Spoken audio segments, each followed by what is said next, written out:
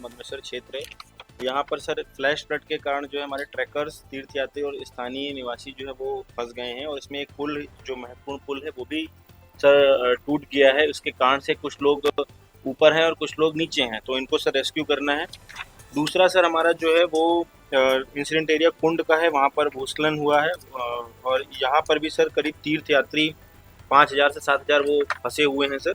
ये सर हमारा इसमें मंदाकिनी और मदमेश्वर गंगा में जो जल स्तर अचानक से बढ़ा, उसके कारण ये हुआ है NH 107 पर।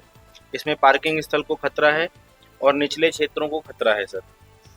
इसके अतिरिक्त जो तीसरा हमारा क्षेत्र है वो है छेनागाड़, जिसमें लास्ट ईयर भी सर इस तरह की घटनाक्रम हुआ था। यहाँ पर भी क्लाउड बस्ट की घटना का सिनेरियो है सर, और यहाँ पर जो सबसे महत्वपूर्ण है वो ये है कि यहाँ की पेयजल योजना, विद्युत लाइन और संचार नेटवर्क ये प्रभावित हुआ है, और काफ़ी गौशालाएं और आवासीय भवन को नुकसान पहुंचा है। चौथा सर हमारा जो सिनेरियो है वो जंगल चट्टी, भीमबली और लिंचोली, जो हमारा केदारनाथ धाम को पैदल मार्ग जाने वाला रास्ता जो है, उसमें इस तरीके की समस्या हुई है, और इसमें भी 3,000 से 5,000 तीर्थयात्री फंसे हुए हैं, और हेलीकॉप्टर सेवाएं भी इसमें प्रभावित हैं। और सर एक लास्ट है हमारा वो नरकोटा क्षेत्र, जो रुद्रप्रयाग और श्रीनगर में है। घटना में यहाँ पर भी क्योंकि सर ये चार धाम को जाने वाली महत्वपूर्ण रोड है सर, तो इसमें बहुत सारी गाड़ियाँ सर फंस गई हैं, और इसमें भी तीर्थयात्री फंसे हुए हैं सर।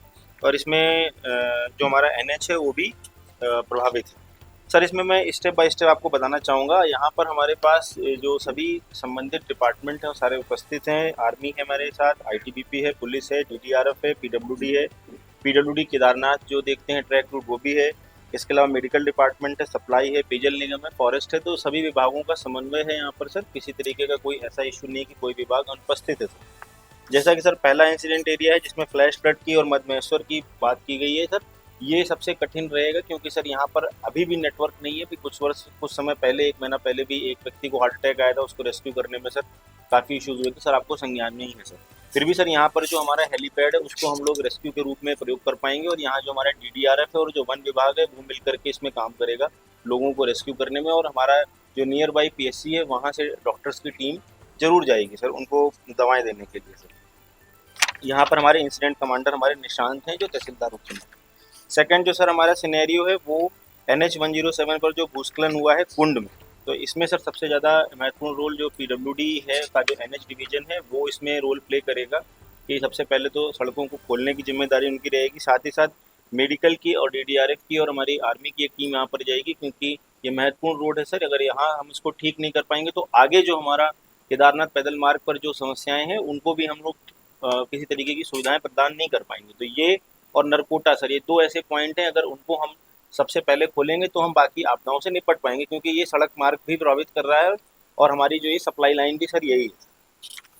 तीसरा सर हमारा जो घटनाक्रम है वो छिनागाड़ का है सर। इसमें पेयजल और विद्युत और संचार का सबसे ज़्यादा, तो यहाँ पर हम SDRF, DDRF और मेडिकल टीम को भेजेंगे, साथ ही साथ PWD की एक टीम भी जाएगी, क्योंकि यहाँ पर मलबा की जो मात्रा है वो बहुत ज़्यादा है। तो उस मलबे को हटाने के लिए हमको JCB इत्यादि की जो मशीन्स हैं उनको भेज करके उसको क्लियर कराना पड़ेगा, और जो लोग आवासीय मकानों में थे और उनको दब गए हैं उनको सर वहाँ से क्लियर करने में हमारी मेडिकल टीम भी सर यहाँ पर जाएगी। यहाँ पर हमारे जो तहसीलदार वसूकेदार हैं प्रणव पांडे, वो इसके सर इंसिडेंट कमांडर रहेंगे।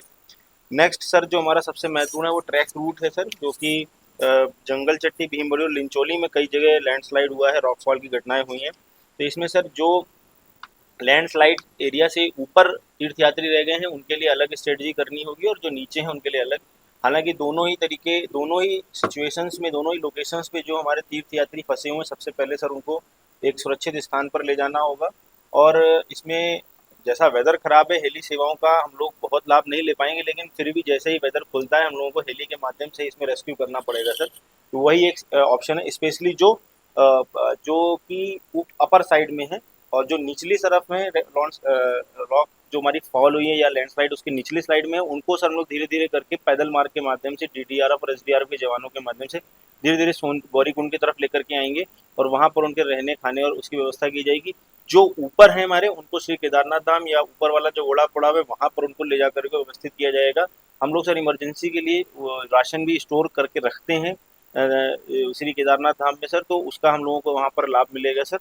और इसमें सर लगभग सभी डिपार्टमेंट्स की हमें मदद लेनी पड़ेगी, युगाडा की मदद लेनी पड़ेगी, और आवश्यकता पड़ने पर सर हमको इसमें एयरफोर्स की मदद लेनी पड़ेगी, क्योंकि ये केदार घाटी में सर जो वेदर है वो काफ़ी अनप्रिडिक्टेबल है, और यहाँ पर हाईली स्किल्ड पायलट ही सर इसमें फ्लाई कर सकते हैं सर। इसके अलावा सर जो लास्ट सर जो हमारा है वो है नरकोटा में, जो कि हमारी जनपद का प्रवेश द्वार है। तो सबसे पहले सर हम यहाँ पर अपनी टीम को एक मूव कराएंगे जो कि रोड को क्लियर करे, और अगर किसी प्रकार के कोई तीर्थ यात्री फंसे हुए हैं, छोटे बच्चे हैं या कोई इस तरीके की समस्या है, तो पूर्ति विभाग के माध्यम से वहाँ पर उनको खाने पीने की व्यवस्था तत्काल उपलब्ध कराई जाएगी, और रोड खोलना सर हमारी प्राथमिक जिम्मेदारी रहेगी।